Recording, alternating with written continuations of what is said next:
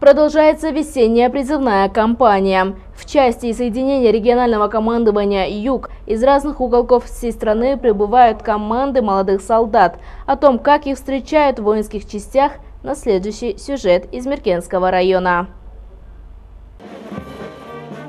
По уже сложившейся традиции под звуки военного марша встретили в мотострелковом батальоне в Миркенском районе Жамбылской области очередную команду весенних призывников. Командование воинской части и военные музыканты 5-й механизированной бригады регионального командования «Юг» всегда так встречают солдат молодого пополнения. В этом их стремление с первых минут прибытия в подразделение дать почувствовать молодым солдатам торжественность момента и гордость за их миссию – нести воинскую службу.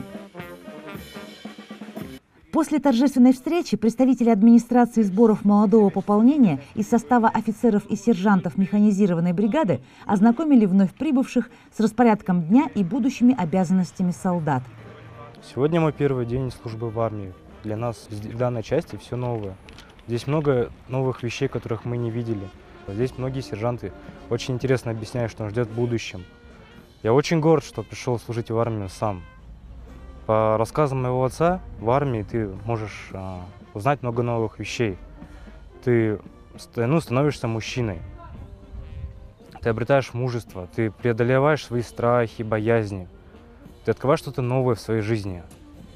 Предстоящий месяц молодые солдаты проведут в подготовке к принятию воинской присяги, в ходе которой будут знакомиться между собой, осваиваться в части, изучать воинские уставы и заниматься физической и строевой подготовкой.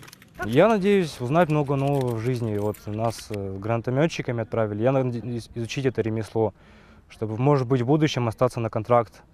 Для меня это очень интересно. Это новые моменты в жизни.